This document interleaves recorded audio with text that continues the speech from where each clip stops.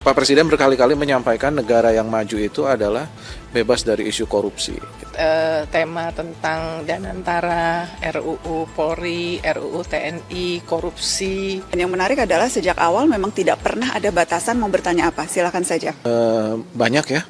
Pertama, Presiden menyampaikan dulu terkait capaian yang sudah diraih oleh pemerintahan Prabowo Gibran. Itu Presiden menyebut 130 hari. Kemudian setelah itu kita beri kesempatan untuk masing-masing pemret mengajukan pertanyaan. Kalau saya rangkum pertanyaannya itu banyak ya, mulai dari persoalan geoekonomi ya, karena pertama terkait dengan Trump, kenaikan tarif Trump. Kemudian ada isu-isu domestik, persoalan politik, persoalan ekonomi. Kalau persoalan politik lebih ke bagaimana komunikasi apa yang dilakukan oleh pemerintah ini kepada seluruh pemangku kepentingan di negeri ini yang dirasa masih banyak kekurangan. Gitu. Kemudian juga ada isu-isu ekonomi, mulai dari penciptaan lapangan kerja, kemudian bagaimana peran sektor swasta ke depan, kemudian bagaimana Pak Prabowo kita tahu punya paradigma ya, bahwa negara ini harus menguasai seluruh cabang-cabang produksi dan memberikan kontribusi yang besar kepada publik, masyarakat banyak. Artinya peran negara menjadi sangat besar, oleh karena itu banyak memang dieksplor upaya-upaya negara untuk terkait dengan peningkatan kesejahteraan masyarakat. Mulai dari makan bergizi gratis, kemudian Pak Prabowo juga menyampaikan soal pengecekan kesehatan gratis, kemudian pendirian sekolah, kemudian Danantara, kemudian koperasi, jadi banyak hal yang dilakukan. Nah kemudian ada juga peran sektor swasta. Menarik juga Pak Presiden menjelaskan apa yang ada di pikirannya tentang seberapa strategis peran swasta yang harus berdampingan dengan capitalism estate ya. Kemudian ada peran koperasi dan ada peran dari UMKM. Jadi itulah isu-isu ekonomi yang disampaikan oleh Presiden. Tetapi ada juga isu yang lain, yaitu soal penegakan hukum. Gitu. Jadi bagaimana pertanyaan-pertanyaan kita yang kritis, bagaimana upaya Presiden untuk Pak Presiden berkali-kali menyampaikan negara yang maju itu adalah bebas dari isu korupsi. Gitu. Nah, pertanyaannya kita diajukan bagaimana Presiden menegakkan rule of law di negeri ini, mulai dari seluruh aparat penegak hukum, dimulai dari aparat penegak hukum juga birokrasi. Nah, Pak Presiden juga menyampaikan hal-hal itu, dan yang tidak kalah penting, kita juga menanyakan tentang hal-hal yang terkait demokrasi. Bagaimana Presiden merespon tentang kegelisahan dari civil society dan yang lain-lain, ada berbagai macam demonstrasi yang sedemikian besar, kemudian ada tindakan dari aparat juga yang cukup represif, itu seperti apa. Jadi banyak sekali tema, dan terakhir juga termasuk olahraga. Bagaimana peluang timnas kita ke depan.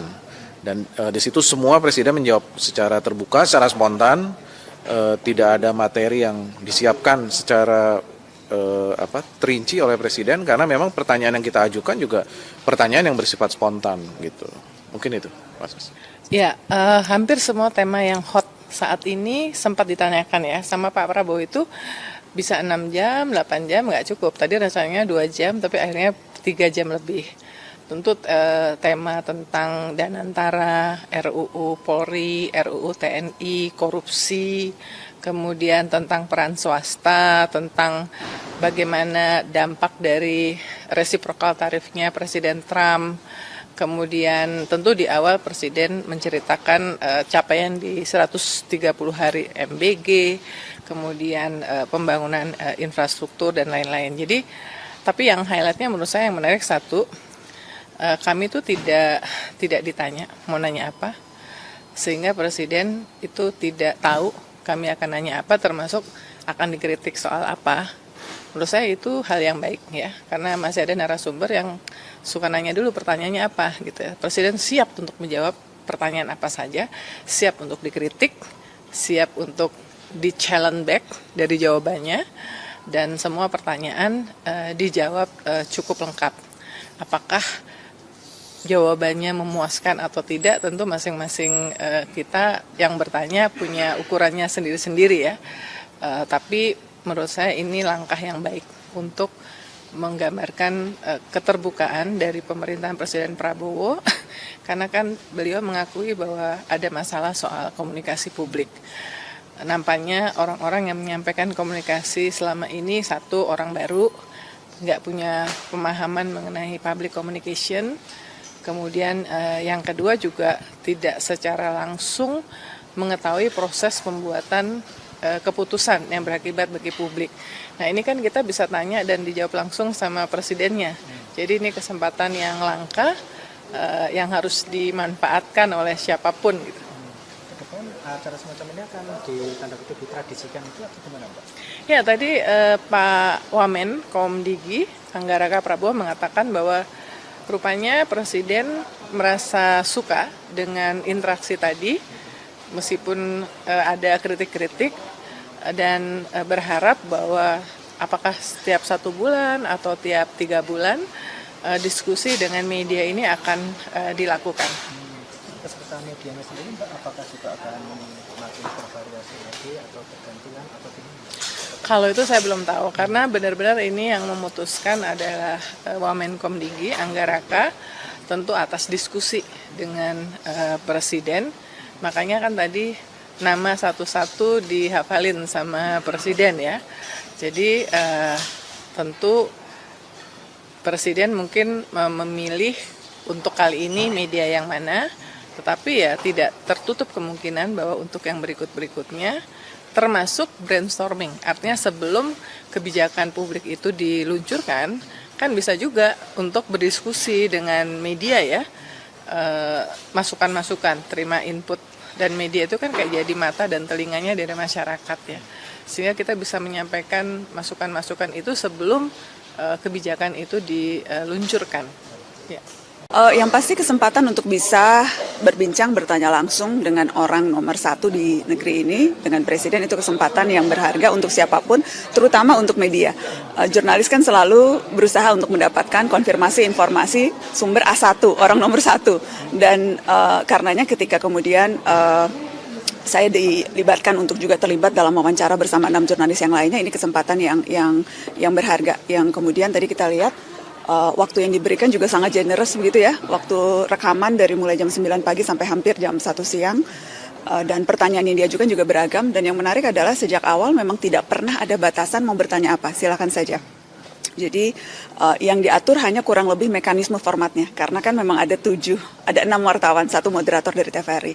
Jadi yang diatur hanyalah wartawan bertanya, seharusnya 1 pertanyaan dan 1 follow up questions dan kemudian mutar begitu. Tapi kemudian dalam perkembangannya kita juga lihat Pak Presiden tidak keberatan ketika kita juga mengajukan pertanyaan-pertanyaan follow up yang lain. Seperti ketika misalnya saya bertanya soal RUU Polri, walaupun moderator kerap berusaha memotong begitu ya, tapi kemudian Pak Prabowo malah justru tidak apa-apa, silakan bertanya saja. Karena memang saya merasa sayang kesempatannya ketika kita mengkonfirmasi isu yang penting dan tidak mendapat jawaban tuntas, padahal yang kita tanyakan langsung orang nomor 1 di negeri ini. Jadi itu yang membuat saya kemudian juga merasa bisa bertanya follow up questions yang lebih mendalam. Artinya bukan cuma pertanyaan formal, tapi juga ada pendalaman-pendalaman ya Pak? Ada pendalaman terhadap isu. Walaupun saya yakin pasti tidak puas begitu ya, pasti maunya ada lebih panjang, maunya lebih mendalam dan sebagainya.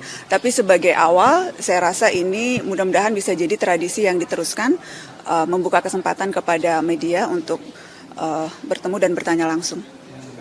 Tadi itu pertanyaannya istilahnya disampaikan lebih dulu atau spontan itu Mbak? Sama sekali tidak ada pertanyaan jadi Pak Prabowo tidak tahu, kemudian Mas Angga Wamenkomdigi yang memang mengatur wawancara ini juga kita tidak beritahu, bahkan sesama kami jurnalis pun tidak tahu yang lain akan bertanya apa begitu. Jadi kalau saya sendiri sudah menyiapkan sejumlah pertanyaan, Mbak Uni juga tadi menyiapkan sejumlah pertanyaan. Jadi kalau memang sudah ditanyakan oleh teman kita yang lain, maka kita akan bertanya topik yang berbeda. Karena kalau tadi dilihat kan dari awal tuh pertanyaannya berbeda-beda begitu.